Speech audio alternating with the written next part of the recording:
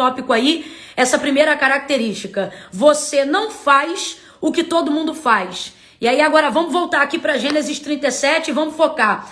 A partir do verso de número 2, o texto vai dizer assim, esta é a história de Jacó. Sendo José de 17 anos, apacentava os rebanhos com seus irmãos, e sendo ainda jovem, andava com os filhos de Bila e com os filhos de Zilpa, e trazia deles mais notícias ao seu pai. Então tinha alguma coisa dentro daquele ofício de apacentar o rebanho do seu pai, bem como seus irmãos também faziam isso, que quando ele ia para lá, havia algo que os irmãos de José faziam que José não fazia. O texto não aponta o que é, mas se era mal aos olhos de Jacó, é porque também era mal aos olhos de Deus. Se é algo que seria reprovado até humanamente falando, que fará divinamente falando. Então o texto não diz o que é, mas diz que era mal. E isso aí que os irmãos de José faziam, isso ele não fazia. Agora presta atenção nisso aqui. Eles levantavam juntos, apacentavam o rebanho juntos, iam para o mesmo lugar juntos, mas havia algo, ou no trajeto, ou no lugar onde eles apacentavam, que os irmãos sistematicamente faziam, mas ele não fazia. Enquanto os irmãos ficavam fazendo isso que era mal, ele voltava para casa, trazia as ovelhas e contava o que estava acontecendo com seus irmãos, aquilo que seus irmãos faziam. Então, uma das características que está na hora de você colocar na sua cabeça é essa. Não adianta você tentar se adequar para fazer o que todo mundo faz, porque você não é todo mundo. E essa é uma das características que está na vida de quem não é todo mundo, que é o quê? Você não faz o que todo mundo faz. Seja você um cristão, né, já de muito tempo, ou um novo convertido. Eu vou falar um negócio aqui para vocês, um texto que eu já tenho de cor desde o início da minha caminhada. Mateus capítulo 16, verso 24, você vai ver Jesus falando com seus discípulos. E olha o que ele está dizendo para os seus próprios discípulos. Se alguém quiser vir após mim, negue-se a si mesmo, tome sobre si a sua cruz e siga-me. Portanto vos digo que qualquer que me seguir para ganhar, já perdeu, mas qualquer que perdendo por amor de mim para me seguir, já ganhou. Pois que vale ao homem ganhar o mundo inteiro, se em troca disso ele perder a sua alma? Gente, olha o que Jesus está dizendo.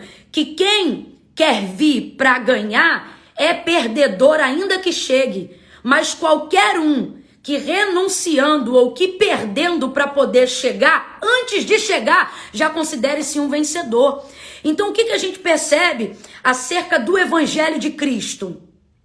Que aqueles que se aproximam dele, aqueles que vão conseguir viver no centro da sua vontade, não são aqueles que vêm motivados em ganhar, mas são aqueles que conseguem não perder a motivação de renunciar para continuar se aproximando da presença dele. Então, eu disse isso ontem e cabe hoje aqui nesse contexto de novo. Quando o texto diz assim, olha, se alguém quiser vir após mim, ele está dizendo que a oportunidade é igualitária, que todos que quiserem e desejarem podem vir, mas só vai ficar quem se submete a esse critério. E qual é o critério? O critério aqui não é o que você faz, mas é prioritariamente aquilo que você aguenta deixar de fazer.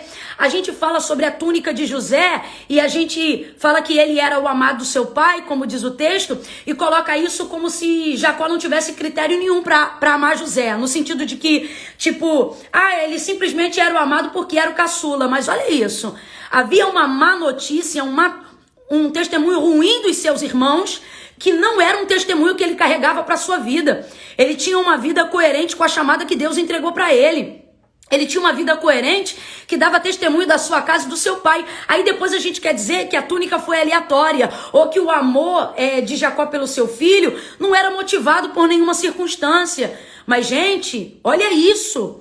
Havia algo que os irmãos dele faziam de mal, diz o texto, que ele não fazia. Então, assim, há uma promessa sobre a casa de Jacó, só que ela vai ser transbordante sobre a vida daquele que representa maior coerência diante daquela palavra. Então, assim, às vezes a gente vive algumas coisas e acha que Deus escolheu um pela cor dos olhos, acha que Deus escolheu o outro pelo jeito do cabelo, pela cor da pele, ou porque é filho de pastor, ou porque o outro é do ministério de louvor, porque um sabe cantar, ou porque o outro acha que o outro já nasceu sabendo pregar, mas gente, não é isso não. Olha aqui o critério, e um dos critérios que podem ser utilizados como ferramenta e como método para a nossa vida é esse aqui.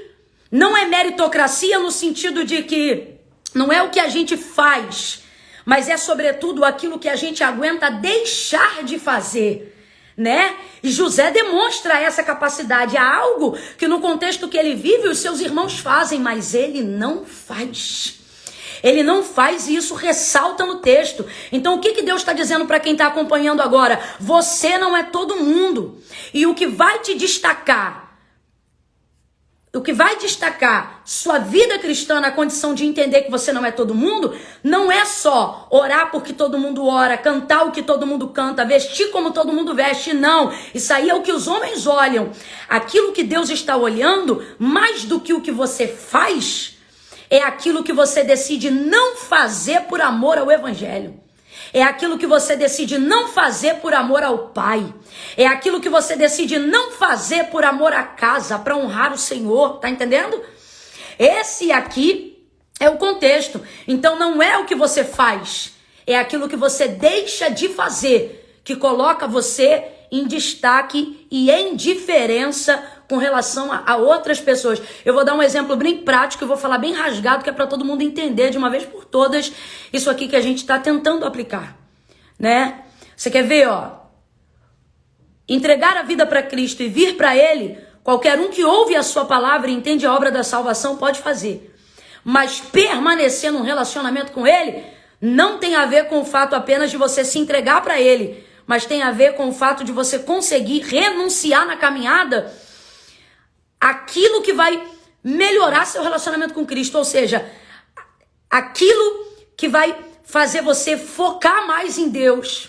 Então você, à medida que consegue deixar e renunciar, isso sim fortalece a sua caminhada com o Senhor. Então não é sobre o tanto que você faz. Você nunca parou para pensar o que tem de diferente de você para as outras pessoas que sentavam nas mesmas mesas que você, estudaram na mesma escola que você, foram criados na mesma família que você, para que hoje você tenha o apontamento de um destino diferente do delas, você que entregou a vida para Cristo. O que tinha você de diferente se todo mundo frequentava o mesmo lugar, usava o mesmo vocabulário, usava as mesmas coisas, vestia da mesma forma, falava do mesmo jeito? O que tinha de diferente em você? Para que você fosse alcançado ou para que você vivesse a vida que você vive hoje, uma vez que você estava no mesmo ambiente que essas pessoas. Por quê? Porque não era o que vocês faziam, mas foi o que você decidiu não fazer mais que te colocou em diferença com relação a essas outras pessoas. Então, aquilo que a gente ouve da nossa mãe por um bom tempo dizendo, você não é todo mundo, né? Hoje nós estamos entendendo que isso também é uma verdade bíblica, que não é baseado em fazer o que todo mundo faz, mas é aguentar deixar, é aguentar não fazer o que todo mundo anda fazendo.